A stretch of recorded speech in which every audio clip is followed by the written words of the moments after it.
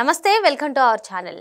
మరి చంద్రబాబు నాయుడు గారు, పవన్ కళ్యాణ్ గారు కూటమి అంతా కూడా ఈవీఎంలతోనే గెలిచింది. మరి ఇప్పుడు కూటమి అధికారంలోకి వచ్చి సంవత్సరం గడుస్తున్నా కూడా ఆ ఒక్క హామీ కూడా నెరవేర్చకుండా 2029లో మాటికి జగన్ వచ్చే ప్రసక్తే లేదని చంద్రబాబు నాయుడు గారు, పవన్ కళ్యాణ్ గారు, ఈవెన్ లోకేష్ గారు కూడా ఇందుకేనా చెప్తున్నారు. ఈవీఎం మ్యానిపులేషన్ చేయడం ఎలాగో మనకు తెలుసు, నెక్స్ట్ కూడా మనమే అధికారంలోకి వస్తామనే ధీమాతోన ఇటువంటి వ్యాఖ్యలు చేస్తున్నారు అంటూ సాక్షిలో వచ్చినటువంటి ఆర్టికల్ని ఏ విధంగా చూడాలి తెలుసుకునే ప్రయత్నం చేద్దాం. దీన్ని విశ్లేషించడానికి మనతో పాటుగా ఉన్నారు సీనియర్ జర్నలిస్ట్ దుర్గా కుమార్ గారు. నమస్తే సార్. నమస్తే శ్రావణి, మన వీక్షకులకు కూడా. ఈరోజు సాక్షిలో ఒక ఇంట్రెస్టింగ్ ఆర్టికల్ రాశారు కొమ్మినేని శ్రీనివాసరావు గారు. సార్, కూటమి అధికారంలోకి వచ్చి ఏడాది గడుస్తుంది. ఈ ఏడాది పాటు ఒక్క హామీ నెరవేర్చలేదు. ఏదైతే వాళ్ళు సూపర్ 6 అంటున్నారో ఆ సూపర్ 6 కూడా నెరవేర్చలేదు. వైసీపీ వాళ్ళని చూసుకుంటే అక్రమ అరెస్టులు, వేధింపులు ఇవే కూటమి ప్రభుత్వం చేస్తుంది. రెడ్ బుక్ రాజ్యాంగం నడుస్తుంది. మరి మాటికి జగన్మోహన్ రెడ్డి ఎందుకు 2029లో అధికారంలోకి రాడు అని చెప్పి పవన్ కళ్యాణ్ గారు కానివ్వండి, చంద్రబాబు నాయుడు గారు కానివ్వండి, ఈవెన్ లోకేష్ గారు కూడా కానివ్వండి, పెట్టుబడులు పరిశ్రమలు వస్తున్న ఇక జగన్మోహన్ రెడ్డి రాడు అని చెప్పి వాళ్ళు ధీమా వ్యక్తం చేస్తున్నారు. అంటే 2024లో ఈవీఎంల మ్యానిపులేషన్స్తోనే కూటమి అధికారంలోకి వచ్చింది. అదేవిధంగా 2029లో గెలుద్దాం అనుకుంటున్నారా అంటూ ఒక ఇంట్రెస్టింగ్ ఆర్టికల్ రాశారు. మరి నిజంగా 2024లో ఏం జరిగింది? ఈవీఎంల మ్యానిపులేషన్ జరిగిందా? మరి వీళ్ళు సూపర్ 6 అంటూ చేస్తే కొన్ని తక్కువ సీట్లు వస్తాయి కానీ మరీ ఇంత తక్కువ సీట్లకు పరిమితం కారు అంటూ అనుమానం వ్యక్తం చేస్తూ కొమ్మినేని శ్రీనివాసరావు గారు రాసినటువంటి ఆర్టికల్ని ఏ విధంగా చూడాలంటారు? శ్రావణి, ఇప్పుడు మీరు అన్నట్టు ఆయన రాసిందంతా కూడా ఈవీఎంల మీద పడి మాట్లాడుతున్నాడు. కొమ్మినేని శ్రీనివాసరావు అనే జర్నలిస్టు గతంలో మొన్న ఈ మధ్య కొద్ది రోజుల క్రితమే ఆయన ఒక చర్చా వేదికని పెట్టి దాంట్లో కృష్ణంరాజు అనే ఒక జర్నలిస్టు అని చెప్పుకునే ఒక వ్యక్తితో పెట్టి ఆయన స్థాయి ఎంతదో, ఆ కృష్ణంరాజు స్థాయి ఎంతదో, శ్రీనివాసరావు స్థాయి కూడా అంతేననేది రుజువు చేసుకున్నాడు. అది ప్రజల అందరి ముందు జరిగింది. అదేం రహస్యంగా స్టూడియోలో రికార్డు చేసుకుని వాళ్ళు దాచుకోలే. అది ప్రసారం కూడా జరిగింది. వేశ్యల రాజధాని అమరావతి అని కూడా డిబేట్లోనే మాట్లాడితే కూడా ఆయన దాన్ని సమర్థిస్తూ మాట్లాడాడు కానీ దాన్ని ఖండించి ఆయన బయటకు పంపలేదు. అసలు శ్రీనివాసరావు రాసిన రాతకి ఎంత నేలబారుగా ఉందంటే ఆయన 1978లో, మేము 79లో ఈనాడులో చేరితే ఆయన 78లో చేరాడు. మరి ఈనాడులో ఉన్నప్పుడు ఆయన ఇంత దిగజారలేదు. ఇప్పుడు ఆ సాక్షి పత్రికలోను, తర్వాత జగన్మోహన్ రెడ్డి కొలువులోకి వెళ్ళిన తర్వాత ఇవాళ ఆయన రాసిన రాతలు చూస్తే ఇక దాని మీద ఎవరు వ్యాఖ్యానించాల్సిన అవసరం కూడా లేదు. ఎంత దిగజారి రాశాడంటే కట్టు బానిసలు కూడా రాయరు. ఇప్పుడు నువ్వు ఉద్యోగం చేశావు, ఉద్యోగం ఎంతవరకు అంతవరకే ఉండి, అంతేగాని ప్రజల ముందు జరిగిన సంఘటనలను కూడా నువ్వు తప్పుదోవ పట్టిస్తే అది ప్రజలు మొన్న కూడా ఇప్పుడు నువ్వు తప్పు అని అందరూ ఈ ముక్త కంఠంతో ఖండించారు. మీరు కోట్ల రూపాయలు పెట్టుకుని సుప్రీంకోర్టుకి వెళ్ళి లాయర్లను పెట్టుకుని బెయిల్ తెచ్చుకుంటే తెచ్చుకోవచ్చు, అది సాంకేతికమే. కోర్టులను కూడా మనం తప్పు పట్టట్లేదు. కానీ ప్రజా కోర్టులో మీకు పడిన శిక్ష ఏదైతే ఉందో అది ముఖ్యం. అందరూ కూడా చీకొట్టారు. మహిళలు అయితే రా, నువ్వు అమరావతి రా, నీ సంగతి ఏంటో చూస్తామని కూడా అన్నారు. నువ్వు వెళ్ళగలిగావా? అంతకుముందు నిన్ను ఒక మనిషిగా విలువిచ్చాము, నీ నిజరూపం ఏంటో తెలిసిపోయింది మాకు అని కూడా ఇచ్చేశారు. అట్లాంటి శ్రీనివాసరావు గారు ఇవాళ పవన్ కళ్యాణ్ గారి గురించి, లోకేష్ గారి గురించి, చంద్రబాబు గారి గురించి అవాకులు చవాకులు పేల్తమే కాకుండా రాజ్యాంగబద్ధంగా జరిగే ఎన్నికలనే తప్పుపడుతున్నాడు. ఎంతసేపు ఆయన ఈవీఎంలు తప్పు, ఈవీఎంలతో గెలిచారని. 2019లో కూడా మరి జగన్మోహన్ రెడ్డి గెలిచినప్పుడు ఈవీఎంలతోనే గెలిచాడు కదా. అది మరి ఎందుకు చెప్పడు ఆయన? ఇప్పుడు 24లో ఈవీఎంలు ఒకటి, 2019లో ఈవీఎంలు ఒకటే. అంటే నీకు అనుకూలంగా తీర్పు వస్తే ఒక రకం, వ్యతిరేకంగా వస్తే ఒక రకం. అసలు ఇంకోటి, అసలు నిజంగా అతను కనుక జర్నలిస్ట్ అయితే అసలు అండ్ వర్త్ ఈ సాల్ట్, ఒక స్థాయి గల వ్యక్తి అయితే 2019 నుంచి 24 వరకు జరిగిన పరిపాలన ఎంత అధ్వానంగా జరిగిందో, ప్రజా వ్యతిరేకంగా జరిగిందో ఆయన తెలుసుకోకుండా ఆయన సుఖాల్లో ఉండొచ్చు. సాక్షిలో ఆయనకు బ్రహ్మాండమైన శాలరీలు ఇచ్చి ఉండొచ్చు, ప్రెస్ అకాడమీ చైర్మన్గా నియమించి అక్కడ కొన్ని లక్షలు ఇచ్చి ఉండొచ్చు, క్యాబినెట్ ర్యాంక్ ఇచ్చి ఉండొచ్చు, కారు ఇచ్చి ఉండొచ్చు, బంగ్లా ఇచ్చి ఉండొచ్చు. కానీ జనమందరూ అట్లా బతకలేదు కదా. రెండోది, పవన్ కళ్యాణ్ గారు ఈయన్ని సవాల్ చేస్తున్నాడు అంటున్నాడు. పవన్ కళ్యాణ్ గారిని సవాల్ చేయని వ్యక్తి అంటూ వైఎస్ఆర్సీపీలో ఎవరైనా ఉన్నారా? ఆయన్ని గేట్ కూడా టచ్ చేయనివ్వమని చెప్పారు. వాళ్ళు ఎవరు కూడా ఎమ్మెల్యేలుగా గెలవలేకపోయారు. ఆయన గెలవటమే కాదు, 22 సీట్స్ గెలిచాడు, ఉప ముఖ్యమంత్రి కూడా అయ్యాడు. మరి అట్లాంటిది జగన్మోహన్ రెడ్డి అందులో సగం తెచ్చుకోలేకపోయాడు. ఆయన అసలు గేటు దగ్గరికి కూడా రానివన్నారు, యాజ్ ఇఫ్ అదేదో వీళ్ళ ప్రైవేట్ ప్రాపర్టీ అన్నట్టు. అంటే అసెంబ్లీ వీళ్ళ సొంతమా? అంటే ఒకసారి జగన్మోహన్ రెడ్డి చీఫ్ మినిస్టర్ అయ్యాడు కాబట్టి ఎప్పుడు ఆయనే ముఖ్యమంత్రి అవుతాడు. పవన్ కళ్యాణ్ గారు 2 సార్లు ఓడిపోయాడు కాబట్టి ఎప్పుడు ఆయన శాసనసభలోకి మేము రానివ్వము, ఇది మా సొంత ఆస్తి అన్నట్టు మాట్లాడినప్పుడు ఈయన ఎక్కడికి వెళ్ళాడు? అప్పుడు అనొద్దా ఇది ప్రజాస్వామ్యం, మన సొంతం కాదు, ఇది అసెంబ్లీ భవనం, ప్రజలు ఎన్నుకుంటే వస్తాం, లేకపోతే మనం కూడా వెళ్ళిపోతాం, ఒకవేళ ఆయనే ఎన్నుకుంటే ఆయనే వస్తాడు, చంద్రబాబు నాయుడు గారికి ఎన్నుకుంటే చంద్రబాబు నాయుడు గారు ముఖ్యమంత్రి అవుతాడని ఎందుకు రాయలేదు ఆ రోజున? మరి ఖండించకుండా ఎందుకు కూర్చున్నాడు? ఎవరన్నా ఖండించిన వ్యక్తి, పవన్ కళ్యాణ్ గారిని మేము గేట్ టచ్ చేయనివ్వము అన్న వ్యక్తి ఎవడన్నా మిగిలాడా? అందరూ అన్నారు, అందరూ ఓడిపోయారు. మాజీ మంత్రులే అన్నాళ్ళు అందరూ కూడా, ఎవడు గెలవలా. తర్వాత తెలుగుదేశం పరిపాలన దాష్టికాలు జరుగుతున్నాయి అన్నారు. దాష్టికాలు జరగబట్టే కదా 2019 నుంచి 24 వరకు 11 సీట్లు వచ్చింది. అసలు దాష్టికాలు జరగకుండా, లేకపోతే కక్ష సాధింపు లేకుండా, ప్రజల సొమ్ము దుర్వినియోగం చేయకుండా, మద్యం కుంభకోణాలు లాంటి ఇసుక కుంభకోణాలు చేయకపోతే 151 సీట్లకి 151 సీట్లు వచ్చేసాయి కదా. అప్పుడు నువ్వు ఎక్కడున్నావు? నువ్వు అంటే ఆ పరిపాలనని నువ్వు చూడలేదా? ఇవాళే కళ్ళు తెరిచావా ఫస్ట్ టైము? తర్వాత సూపర్ 6 అన్నాడు. సూపర్ 6 అయితే మాత్రం ఇన్ని సీట్లు ఓడిపోతాయా అంటే, సూపర్ 6 కన్నా కూడా ముందు జగన్మోహన్ రెడ్డి ఇచ్చిన హామీలు నెరవేర్చకపోగా రివర్స్ టెండర్లు పెట్టినట్టు ప్రజలనే వేధించే కార్యక్రమం పెట్టుకున్నాడు. ఆయన ఎన్నుకుంది ఎవరు? అది ఈవీఎంలు అయితే అయినాయి, బ్యాలెట్లు అయితే అయినాయి, ప్రజాస్వామ్యయుతంగానే ఎన్నికయ్యాడని చెబుతున్నారు అందరూ. అంతేగాని ఈవీఎంలు మాయ చేశాడనేది తప్పు మాట. ఎందుకంటే అనకూడదు. అతను ఇచ్చిన హామీలను నమ్మారు, ఎందుకంటే అమలు చేయలేకపోవచ్చు. కానీ ప్రజలకు ఏంటంటే అప్పుడు రాక అతను ముఖ్యమంత్రిగా చేయలేదు కాబట్టి చేస్తాడు అనే నమ్మకంతో వేశారు. ఒకసారి ముఖ్యమంత్రి అయిన 2వ రోజుకి ప్రజావేదిక కూల్చిన సందర్భంలో జగన్మోహన్ రెడ్డి నిజ స్వరూపం ఏంటో ప్రజలకు అర్థమైంది. కానీ అప్పుడు జరగాల్సిన నష్టం జరిగిపోయింది. అధికారం పీఠం మీద ఈయన కూర్చోబెట్టారు, జనం వెళ్ళి గోతులో పడ్డారు, లోయలో పడ్డారు. ఇక అక్కడి నుంచి పైనుంచి రాళ్ళు వేయటం జగన్మోహన్ రెడ్డి పని అయింది. ఎన్ని రకాలుగా వేధించాడు. భౌతిక వేధింపులు, పోలీసు శాఖను దుర్వినియోగం చేయించాడు. తర్వాత పన్నుల రూపంలో, ఎలక్ట్రికల్ ఛార్జీల రూపంలో. అంతకుముందు బాదుడే అన్న మనిషి ఆయన టైంలో డజన్ సార్లు రాక కూడా ఎలక్ట్రిక్ ఛార్జెస్ పెంచాడు. అసలు ఎలక్ట్రిసిటీ బిల్లులు కట్టుకోవటం అనేది మధ్యతరగతి కుటుంబాలకి పెద్ద శాపంగా మారింది. అది కట్టితే తప్ప వాళ్ళ జీవితం ముందుకెళ్ళే పరిస్థితి లేదు. అంటే బాగా ఒక థ్రెట్ లాగా తయారైంది. అంతటి కష్టాలు ఎదుర్కొనబట్టే ఇంత గట్టి తీర్పిచ్చారు.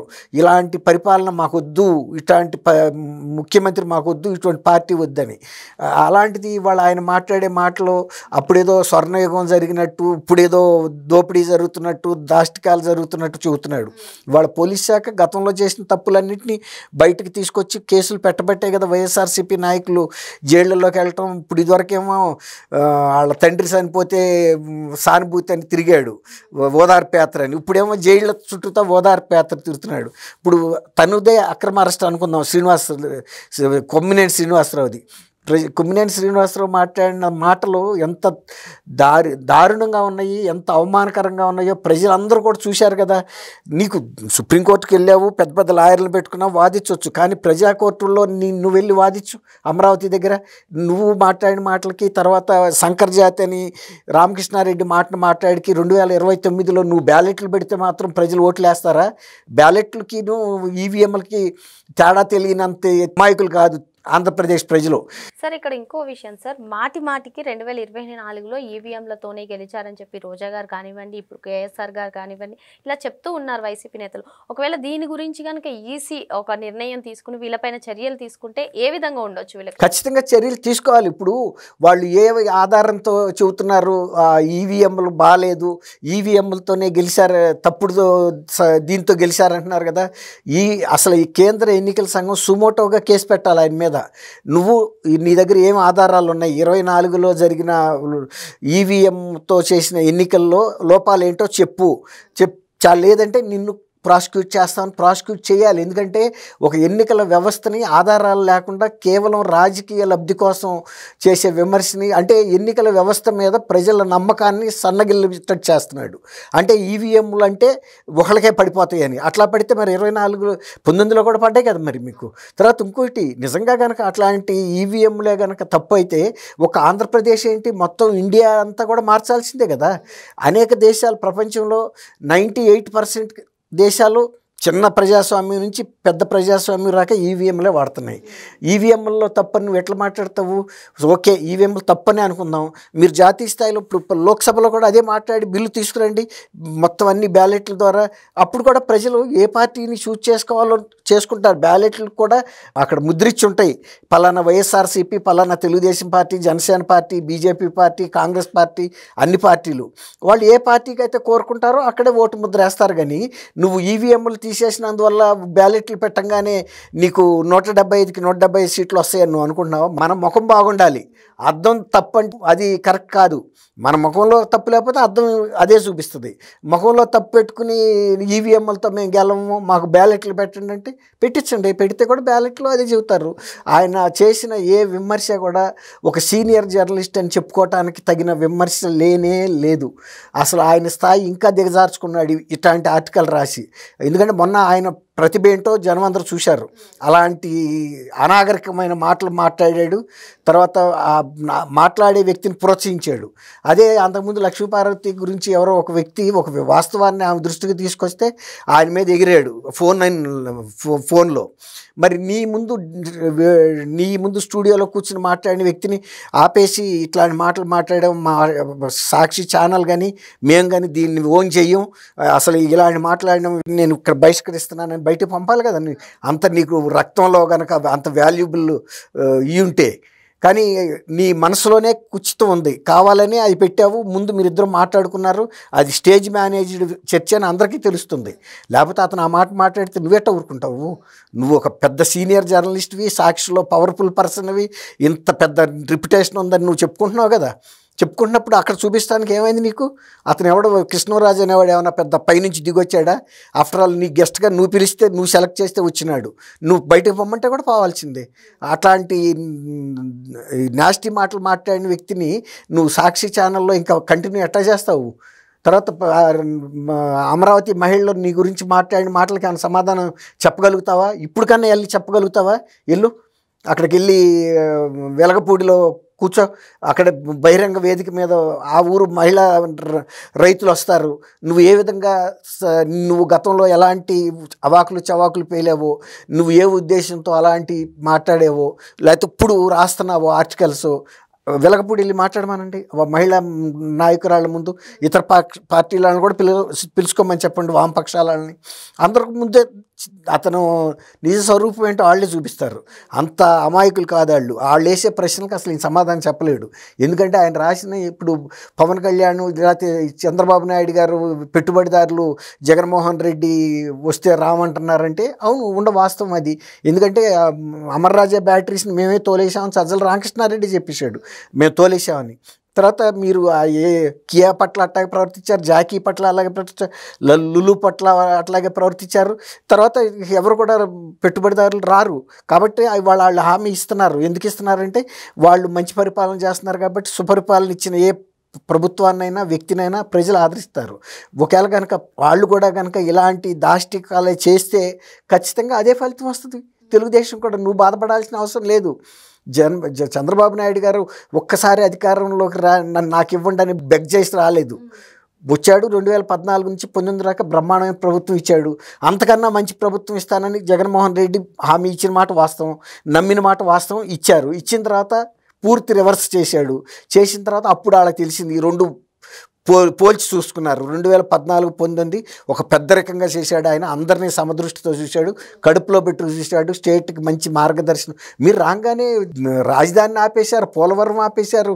తర్వాత ఇండియన్ మేడ్ ఫారిన్ లిక్కర్ అది మంచి బ్రాండ్లన్నీ తీసేసి మీరు చెత్త నాసిరకం సరుకు గుడంబా కాసి పోశారు జనాలకు. అది తప్ప గతి లేని పరిస్థితుల్లో 33,000 మంది రక చనిపోయారు. అలాంటివన్నీ నీ కింద పెట్టుకుని తర్వాత కార్పొరేట్లకి ఇసుక ఇచ్చావు. దాంతో ఊళ్ళలో బ్రతుకుదెరువు లేక అందరూ పడి వెళ్ళిపోయారు.